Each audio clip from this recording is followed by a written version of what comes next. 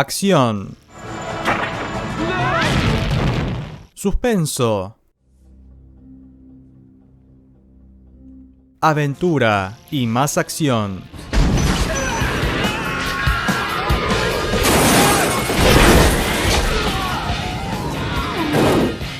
La productora que durante los 80s y 90s no se cansó de hacer éxito tras éxito, de las que mejor pagaban el ambiente y realizaba las fiestas más alocadas, pero que al final del milenio los años de exceso cobraron su precio.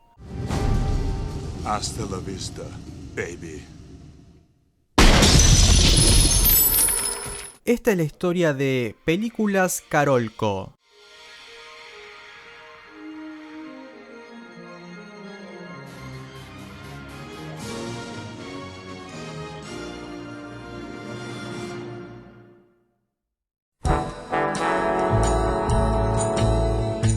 Nuestro viaje inicia en 1975 durante el Festival de Cine de Cannes. En dicha edición se conocerían Mario Kassar, de origen libanés, y Andrew Wagner, de origen húngaro. Ambos eran distribuidores. El primero, hijo de un padre productor de cine, a la sola edad de 15 años ya distribuía películas en el suroeste asiático, generalmente eróticas y varias producciones italianas. He doesn't care why he kills or how.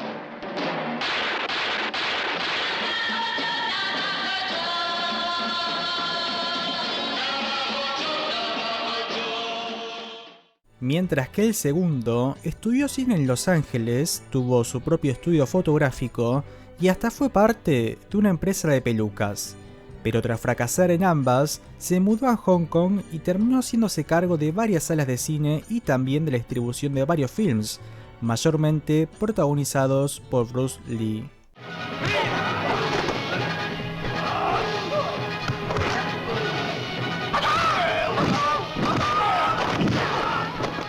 Volviendo a 1975, Kassar y Wagner se conocieron y compartieron su gran fascinación por las películas de Hollywood. Los dos apuntaban al mercado exótico vendiendo los derechos de películas al extranjero, siendo intermediarios gracias a las conexiones que ya tenían. Esto lo hacían bajo el nombre de Anabasis Investments, un nombre para nada con sentido de marketing, que al año siguiente pasó a llamarse Carolco. El nombre proviene de una empresa panameña que había quebrado y que finalmente adquirieron los derechos del título. Y si te preguntas quién es el responsable de esto,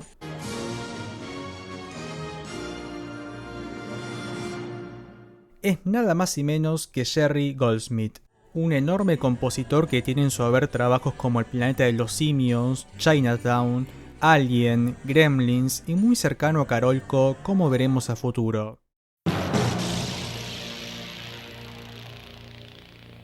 Carolco estableció sede en Los Ángeles y mantuvo el mismo plan de trabajo al distribuir producciones al mercado exterior, pero a su vez con la intención de participar en la realización de películas. Los primeros trabajos se darían en Canadá con películas como The Silent Partner de 1978 con Christopher Plummer.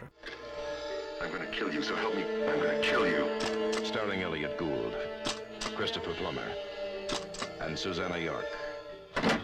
One night, when you come home, you'll find me on the inside, and that'll be the night you'll wish you'd never been born. It was the only way to make him the silent partner. Y en 1980, siendo parte de una de las mejores películas de terror y de las favoritas de Martin Scorsese, como The Changeling. The other has been dead for over 70 years.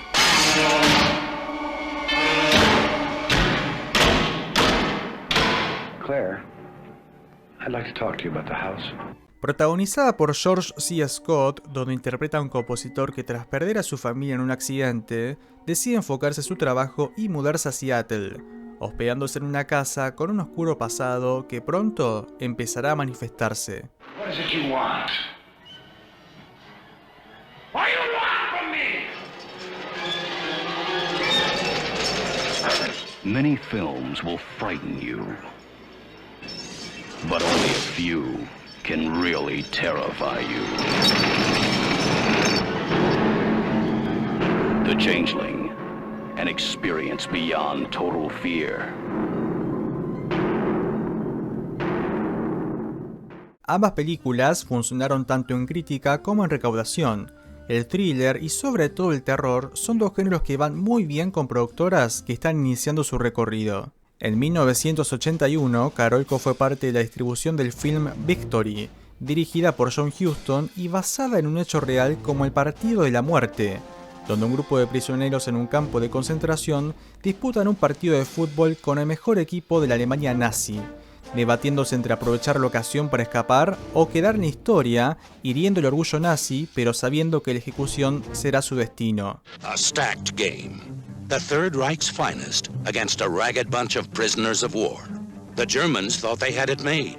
Protagonizada por jugadores como Pelé, Ardiles, Bobby Moore y grandes intérpretes como Michael Caine, Bugs von Sydow y Sylvester Stallone, este último actor fundamental en la historia de Carolco. Stallone venía de hacer las dos primeras entregas de Rocky, y además de actuar, dirigió y escribió la segunda parte del Boxeador, convirtiéndose en alguien interesante y con poder de decisión en el ambiente.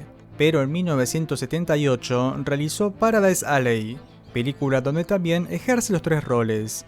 Ambientada en los 40, tenemos a tres hermanos inmigrantes que se abren camino en la lucha libre a base de talento, pero también de cierto ingenio para escapar de la pobreza. Una película que sería el primer guantazo de Stallone, porque así como el éxito te da, el fracaso te lo quita.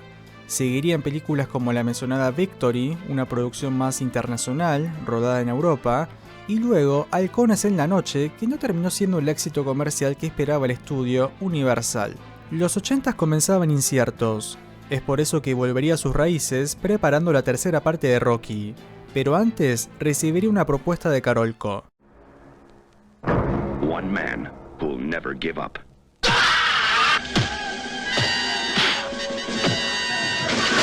I didn't come here to rescue Rambo from you. I came here to rescue you from him.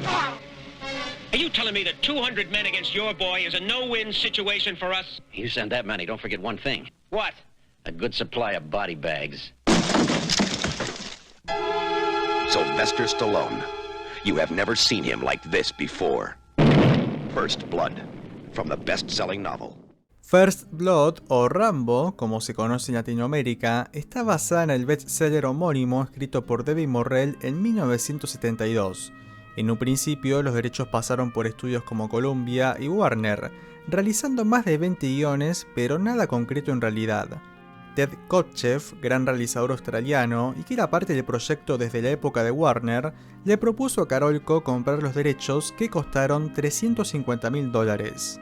Fueron grandes los nombres que se pensaron para los papeles: Lee Marvin y Robert Mitchum como el sheriff, Clint Eastwood y Robert De Niro interpretando a Rambo, y hasta Kirk Douglas como el coronel Trautman. Cuando el papel llega a Stallone, este duda en aceptar debido a que la producción pasó por muchas manos y que dichos actores rechazaron el papel, pero es convencido cuando Cassar y Wagner le otorgan decisión en el guión. Este implementa cambios cruciales en el personaje, como el hecho de que Rambo no mata, a diferencia de la novela que realiza una masacre, la construcción de un excombatiente herido, trastornado y no visto como un loco, y especialmente que no muera al final, porque si no, no hubieran existido las otras películas, merchandising, cómics, la serie animada y hasta videojuegos.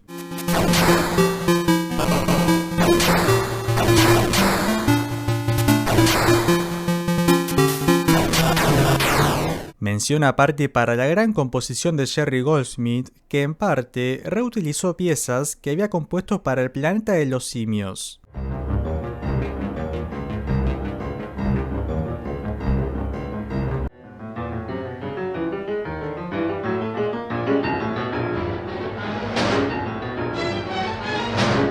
First Blood resultó ser un éxito tanto en crítica como en taquilla. Con un presupuesto de 15 millones, obtuvo una recaudación de 125, y a su vez inauguró el nuevo estereotipo de héroes de acción que veríamos en los 80s. Carolco había sorprendido a la industria con su primer gran éxito. Como se dice en el fútbol, equipo que gana no se toca, y empezaron a producir la segunda parte de Rambo para su estreno en 1985.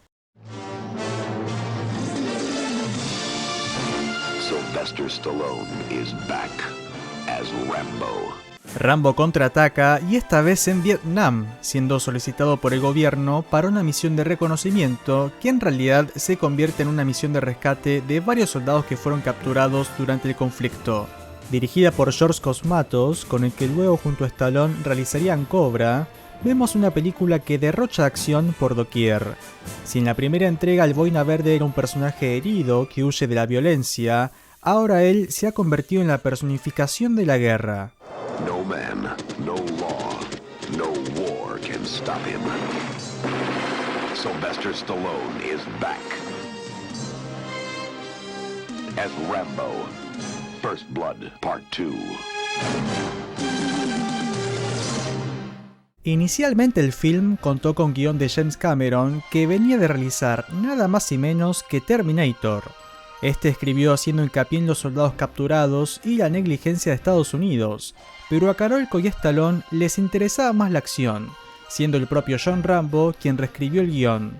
Si hay algo que se nota en esta segunda entrega es el presupuesto, y en parte Carolco inicia esta avalancha que conocemos hoy en día de producciones con una inversión exorbitante de dinero que apenas podemos imaginar los ceros que conforman. Para el verano de 1985, los estrenos más importantes venían con un presupuesto de 19 millones, como es el caso de Volver al Futuro, mismo valor para The Goonies, 15 millones para Un detective suelto en Hollywood, pero Rambo 2 se estrenó con una inversión de 40 millones de dólares.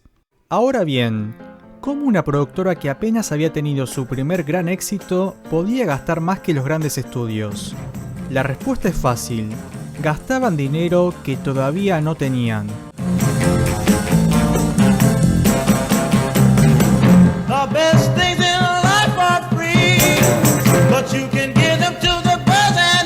Debido a sus conexiones en el mercado exterior, ya vendían los derechos de distribución de películas que todavía se encontraban en rodaje para así financiarlas. Una estrategia que ante el mínimo fracaso podía hacerte declarar en bancarrota. Pero como hablamos de Stallone, acción, tiros y explosiones, Rambo 2 tuvo una ganancia de 300 millones de dólares, solo superada ese año por Volver al Futuro. Ese mismo año fundan International Video Entertainment, destinado a la venta home video de sus películas, sumado a un acuerdo de distribución con la productora TriStar Pictures. Estaba claro que el dinero marcaba el rumbo.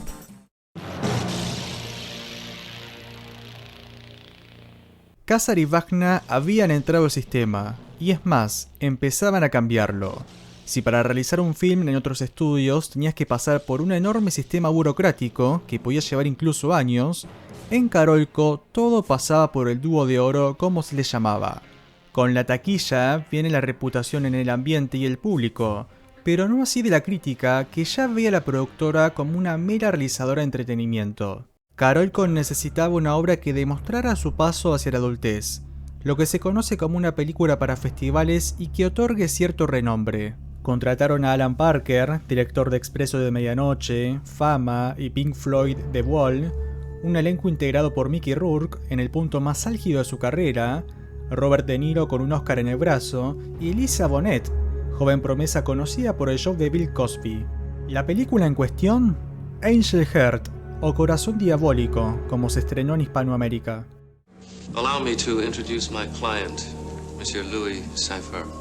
Ambientada en los 50s, tenemos a Harry Angel, un detective privado, poco ortodoxo, que es contratado por una figura particular para encontrar a un hombre desaparecido. Su búsqueda lo lleva a Nueva Orleans, siguiendo un sendero de misterio y muerte, lidiando con fuerzas que no comprende. Mickey Rourke is Harry Angel. Harry is searching for the truth. Pray he never finds it.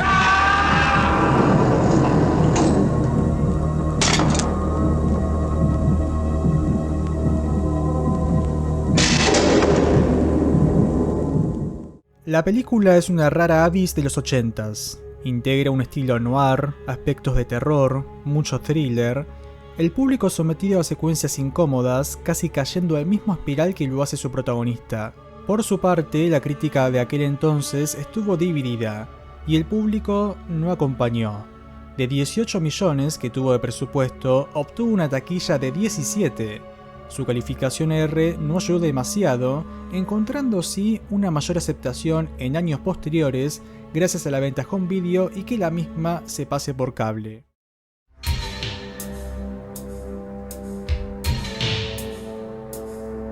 En paralelo, Carolco cumplía su cuota de acción con Traición sin límites, dirigida por Walter Hill y protagonizada por Nick Nolte, donde interpreta a un Texas Ranger que lidia con el narcotráfico en la frontera, siendo el líder narco un viejo amigo del pasado.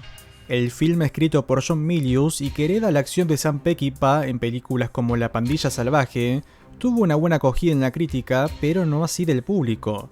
Con un presupuesto de 22 millones, obtuvo una recaudación de 11,3. La película, que cerró el año 1987, significó una bala de plata. Suerte para la productora, el pistolero resultó ser John Carpenter.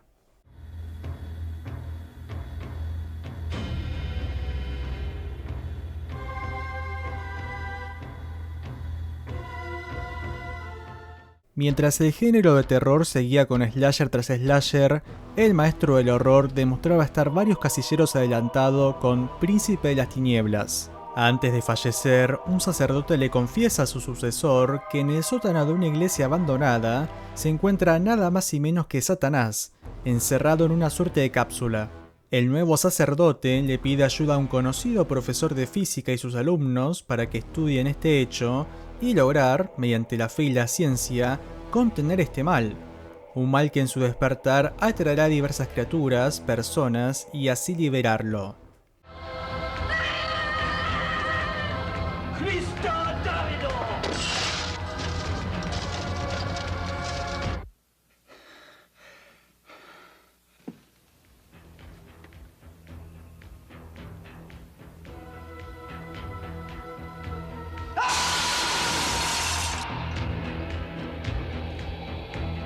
Carpenter venía de realizar Christine, Starman y Big Trouble in Little China, pero en esta ocasión se alejaría de los estudios convencionales trabajando junto a Carolco, y volviendo a realizar bajo un presupuesto acotado, pero libre de intervenciones creativas. Aunque no sea de las más recordadas de su filmografía, Príncipe de las Tinieblas fue bien recibida, en este caso, por el público.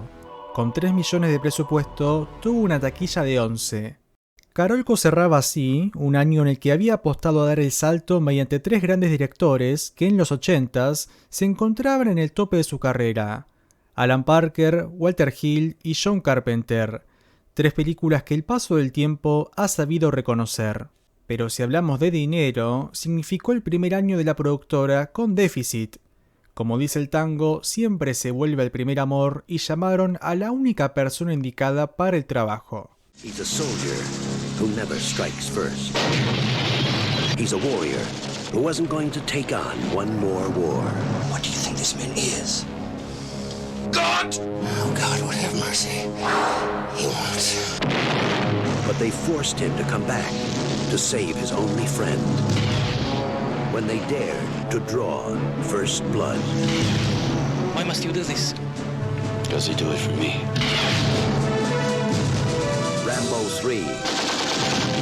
Stallone. Memorial Day. What the hell is going on? Who is this? Your worst nightmare.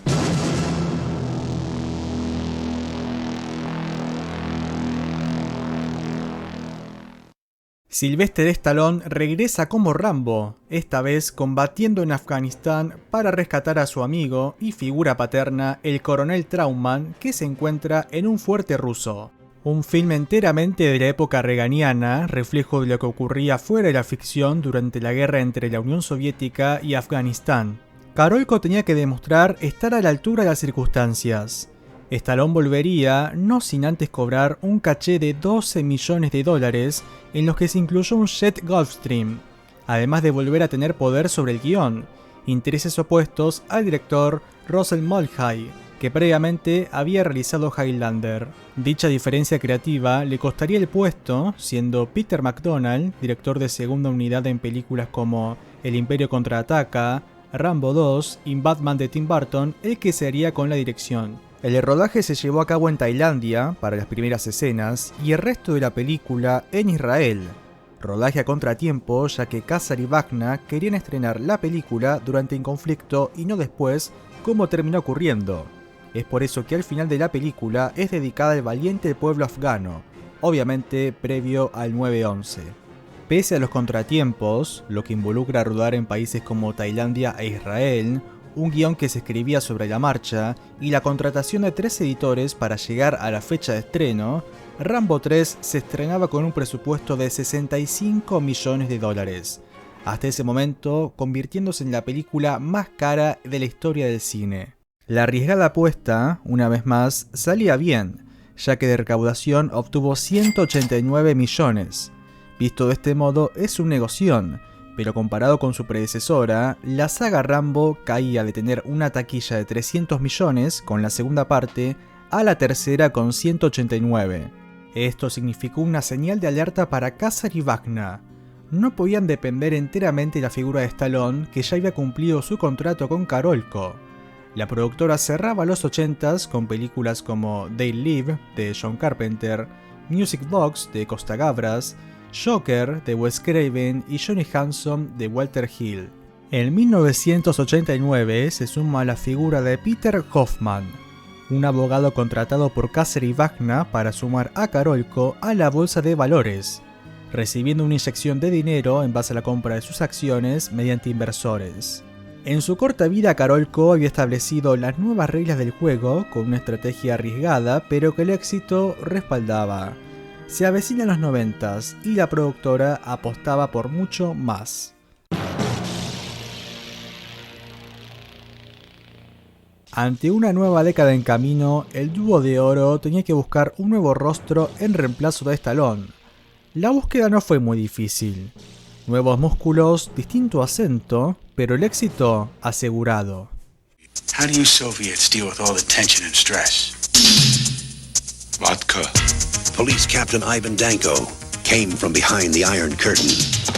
Arnold Schwarzenegger se sumaba a la productora con Red Heat o Infierno Rojo, dirigida por Walter Hill, una buddy movie donde Arnold interpreta a un policía soviético que es enviado a Estados Unidos para capturar a un narcotraficante ruso, teniendo que hacer equipo con un policía de Chicago interpretado por Jim Belushi. You did not make it, Victor. You killed a Chicago police officer. Chicago gets him first. I have my honor. With this much friction, I give up. This whole thing's very Russian. there's gotta be heat. I take care of this. Red Heat. El director repite la receta de pareja-dispareja que supo realizar en 48 horas y que en ese momento estaba en auge con películas como Arma Mortal. Aunque el film respondió mejor en el mercado extranjero que en el estadounidense, Carolco había asegurado una figura como Schwarzenegger, que venía de hacer películas como Commando, Depredador y Terminator, pero que al igual que Stallone, Arnold pedía ser el mejor pago y con poder de decisión. Después de todo, nadie pagaba como Carolco. Schwarzenegger había quedado maravillado con Robocop y quería trabajar con su director Paul Verhoeven. A su vez, estaba empecinado en adaptar un cuento de Philip K. Dick, el glorioso escritor ícono de la ciencia ficción que tiene en su haber obras llevadas al cine como Blade Runner y Minority Report. El cuento se titula Podemos recordarlo por usted al por mayor, publicado en 1967, sobre un hombre que visita una empresa capaz de implantar recuerdos y experiencias. Este elige ser un agente secreto, desconociendo que en realidad lo es y que su memoria ha sido modificada por las mismas personas que lo buscan. A mediados de los 70s, los derechos cinematográficos estuvieron bajo el poder de Dan O'Bannon, guionista y productor de Alien. En los 80 se pensó en David Cronenberg como director, pero sin financiación el proyecto quedó guardado. Dino De Laurentiis compraría los derechos para comenzar el rodaje en Australia, pero al poco tiempo su productora se declaró en bancarrota, siendo Carolco la que finalmente adquirió los mismos. A casi 25 años de la publicación del cuento de Dick, este finalmente encontraba su adaptación en la pantalla grande en 1990. Dirigida por Paul Verhoeven y protagonizada por Arnold Schwarzenegger, El Vengador del Futuro. Arrest that woman!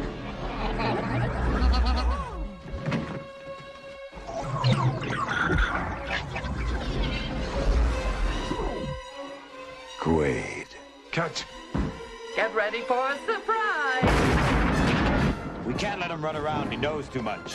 Total Recall, Desafío Total o El Vengador del Futuro, sea como se conozca, es un hito del género de la ciencia ficción y del cine. Una mega producción que se llevó a cabo en México, teniendo 9 sets a su disposición que integró lo más avanzado en efectos por computadora, así como de efectos tradicionales como maquetas y el maquillaje especialmente de Rob Bottin, cuya obra se puede ver en películas como La Cosa, Aullidos y Robocop. Un elenco que además de Arnold Schwarzenegger tiene a Michael Ironside, de esos rostros totalmente reconocibles de los 80s y 90s, y a Sharon Stone, cuyo papel la terminaría catapultando a la fama. El Vengador del Futuro se estrenaba un 1 de junio de 1990 con un presupuesto de $65 millones, logrando una taquilla de 261, además de obtener el Oscar por mejores efectos visuales. Una vez más, Carolco se había convertido en la definición de exceso y éxito. Pero fuera de los aplausos, ese mismo año, la productora estrenaba otros films que no corrieron la misma suerte. Mountains of the Moon, dirigida por Bob Rafelson, película de época sobre la aventura de 2 exploradores en Egipto, tuvo una pérdida de $14 millones. Narrow Margin, de Peter Hyams, con Gene Hackman interpretando a un abogado que protege a una testigo que es buscada por mafiosos, tuvo un déficit de $10 millones. Andrew Wagner, consciente del panorama, propuso cambiar el rumbo de Carolco hacia un destino más estable. Kassar y su mano derecha, el abogado Peter Hoffman, cada vez con más poder, por el contrario, decidieron seguir apostando a las megaproducciones. Dicha terminación haría que Wagner se vaya de Carolco, fundando la productora Synergy, que en su haber tiene películas como Tombstone, Duro de Matar 3, Evita y Juez Dredd. Carolco continuaba así sin uno de sus padres fundadores. El siguiente proyecto tendría otra vez a Arnold Schwarzenegger a la cabeza, volviendo a interpretar a uno de sus personajes tan icónicos que si en la primera parte lo odiaste, ahora en la segunda lo vas a amar. They know its face. Stay here. I'll be back. They know its mission. But there's one thing they don't know. This time, there are 2. Terminator 2. Stay down!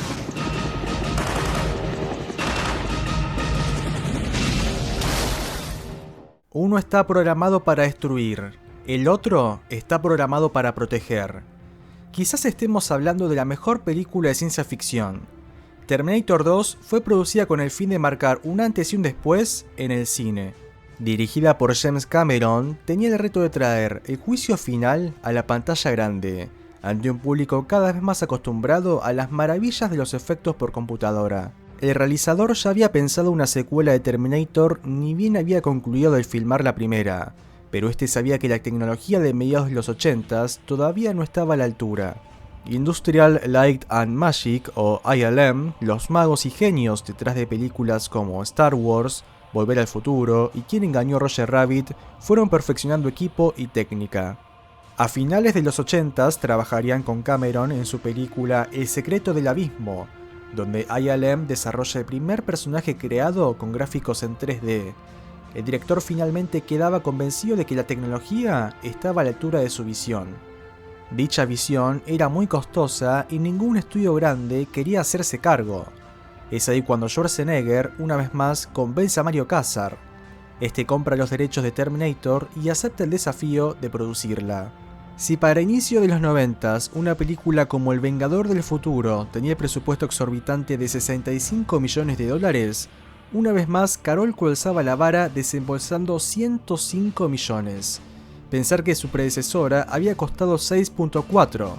Terminator 2 se convertía así en la película más cara de la historia del cine.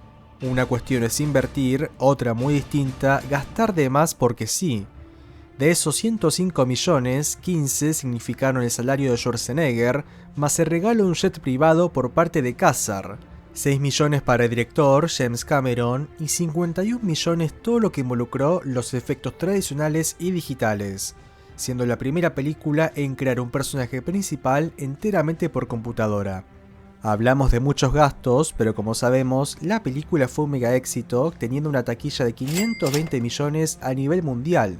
Además se convertiría en la película más exitosa del año 1991, convirtiéndose a su vez en la película más taquillera de la productora, quitándole el primer lugar a Rambo 2.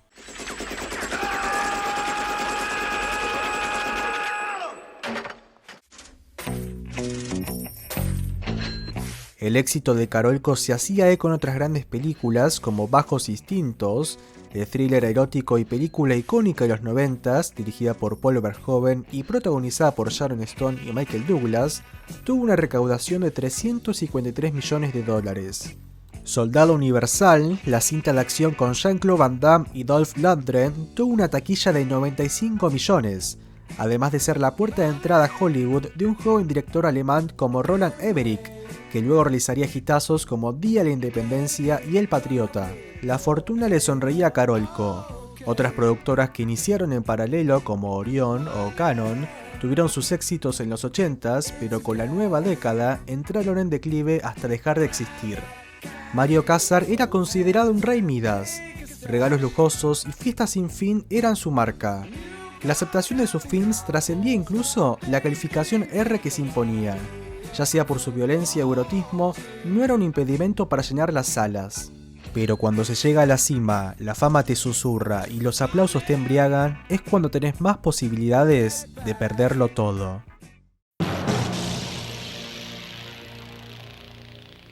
Si hay algo donde la industria no ha cambiado para nada, es la necesidad de realizar películas biográficas.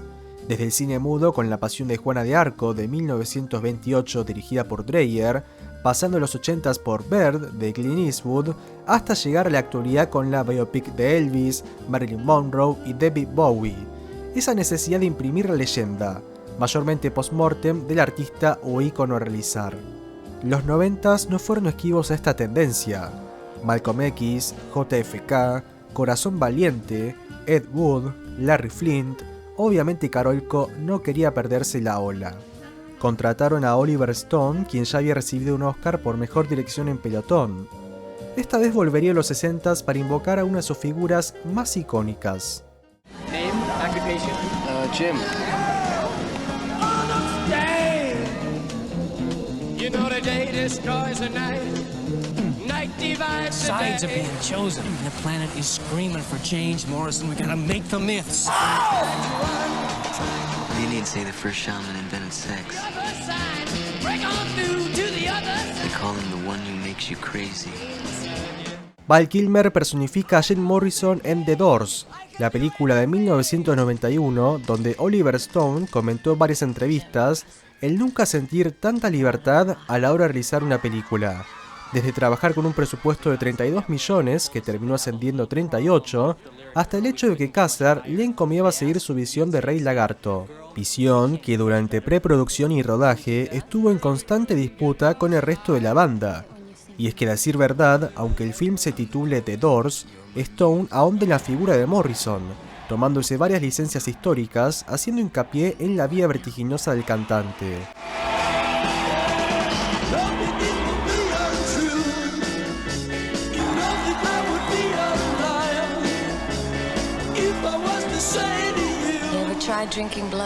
El film se terminaría estrenando con más críticas negativas que positivas, y la recaudación tampoco apoyaría con 34.4 millones, ni siquiera llegando a los 38 de su costo. Val Kilmer queda exento debido a su gran interpretación, donde además pone su voz en cada tema, al punto de confundir a los miembros de la banda entre Morrison y el actor. Come on, give me some death.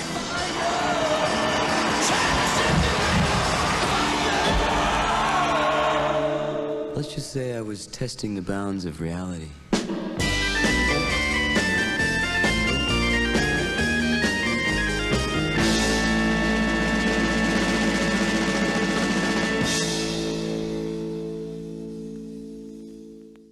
The Doors se estrenaba el mismo año que la exitosa Terminator 2. Visto desde afuera, la productora se podía permitir estas ligeras caídas, como lo ha hecho a lo largo de su historia. Pero dentro de las oficinas, la historia era muy distinta, Como mencionamos, parte de su estrategia era emitir deuda para así realizar películas que, una vez terminadas y con la taquilla recaudada, devolver el dinero, además de prevender los derechos de distribución a mercados extranjeros. Pese a los grandes éxitos mencionados, estos no cubrían los pequeños y grandes fracasos de las otras producciones, sumado a que, a finales de los 80s, su coproductora TriStar Pictures había sido adquirida por Sony y disuelta en 1990. Carolco había iniciado una carrera de legitimizar el éxito mediante presupuestos totalmente inflados, carrera que cada año le costaba continuar sumando años de déficit fiscal. Ante este panorama, el abogado Peter Hoffman, quien había sembrado la discordia entre Kazar y Vecna, produciendo La ida del segundo, deja Carolco. Kazar queda solo. La productora de fantasías empezaba a caer en la realidad. De realizar entre 4 o 5 películas por año, el número descendía a 1. Kazar volvería a intentar con las biopic al producir Chaplin, protagonizada por Robert Downey Jr. y dirigida por Richard Attenborough, que previamente había realizado Gandhi. A pesar de la interpretación de Robert Downey, llegando a estar nominado como mejor actor para los Oscar, la película no se salvó de convertirse en un fracaso tanto en crítica como en recaudación. Misma situación con Los últimos guerreros, un intento de replicar la fórmula de Danza con lobos que incluso costó más que el film exitoso de Kevin Costner, pero que en este caso no obtuvo los mismos resultados. Kazar apelaba a los géneros que tanto le habían redituado como la acción y la ciencia ficción. El primero con Cliffhanger, teniendo el retorno de Sylvester Stallone a Carolco. La cinta de acción dirigida por Renny Harlin, que previamente había realizado Duro de Matar 2, tuvo una recaudación de 255 millones. Roland Emmerich volvía tras su paso con Soldado Universal para dirigir Stargate de 1994. La aventura de un grupo de científicos y militares que parten hacia un nuevo mundo mediante una puerta estelar que se encontraba en una excavación en Egipto. Protagonizada por Kurt Russell, la misma tuvo una taquilla de 196 millones. Pese a este oasis de películas, dichas producciones las realizó en coproducción con Metro-Goldwyn-Mayer, quien por acuerdo se llevó gran parte de las ganancias. En palabras de Emmerich, Carolco producía films que los grandes estudios ya habían dejado de mostrar interés, como la cinta de acción. Parecía que los 80s no habían terminado. Los 90s ya se habían establecido en la industria. Una nueva generación de realizadores que surgían de festivales empezaban a dar que hablar. Quentin Tarantino, Paul Thomas Anderson y John Singleton son algunos nombres. A su vez, la productora ya estaba dejando de codearse con las grandes producciones que se estrenaban a mediados de la década, como Mentiras Verdaderas, Jurassic Park y las producciones animadas de Disney y Pixar. En 1995, Paul Verhoeven realizaría una de las últimas películas para Carolco, de las más controversiales de los 90s y que generaría un fuerte rechazo tanto en público como en crítica.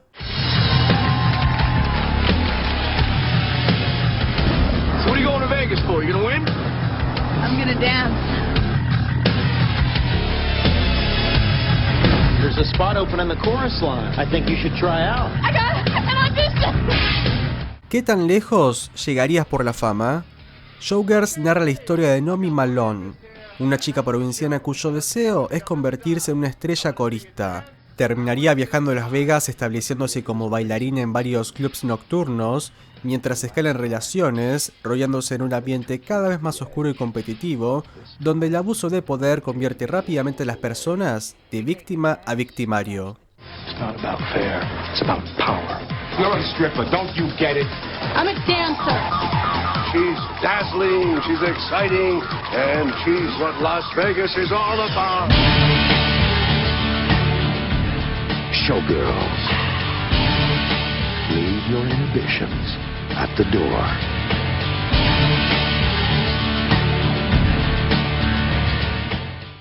Verhoeven cumple su meta de realizar una película con aspectos musicales, agregándole el tinte erótico que tanto le había funcionado en Bajos Instintos.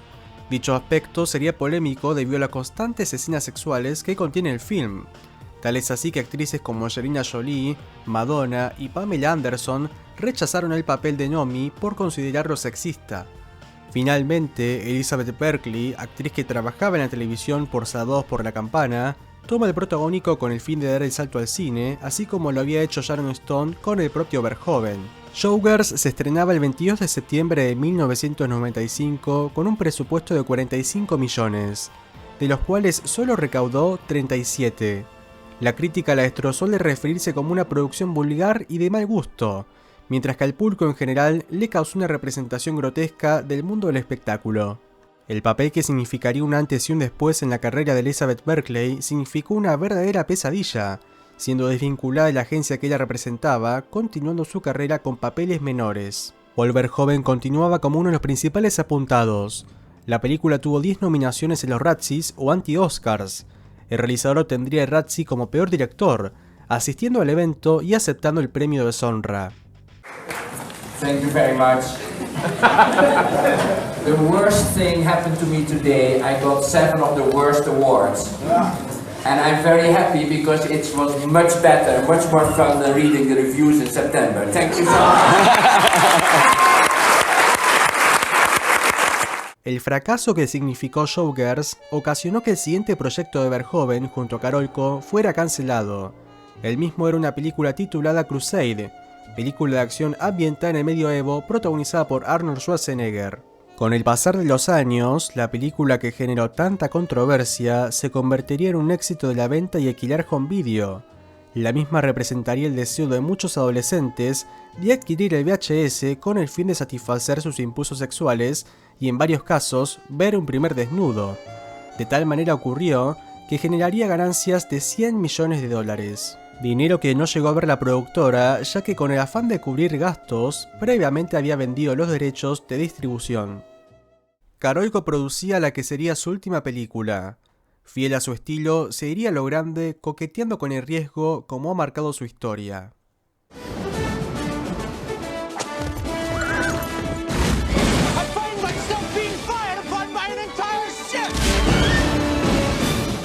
Cutthroat Island o La Isla de las Cabezas Cortadas es una aventura de piratas protagonizada por Geena Davis.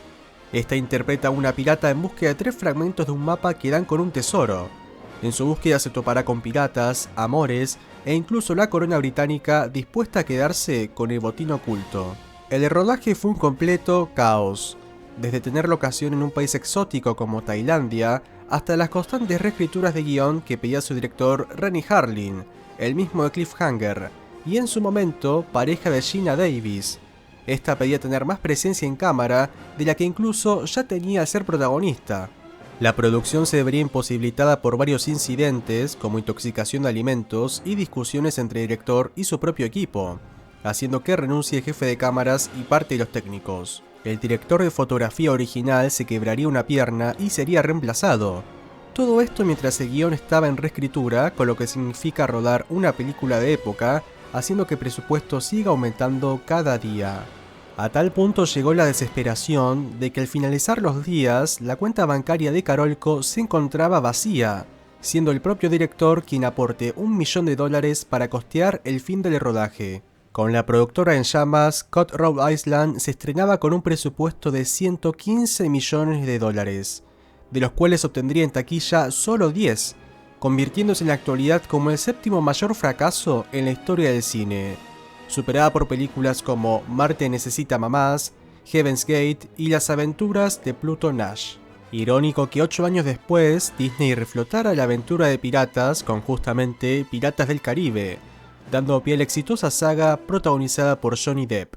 Finalmente, un juez de la Suprema Corte suspendió las cuentas bancarias de la productora.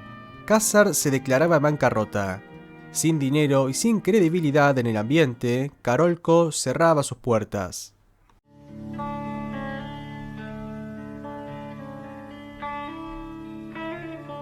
La productora que revolucionó las reglas del cine, para bien o para mal, era consumida por su misma ambición.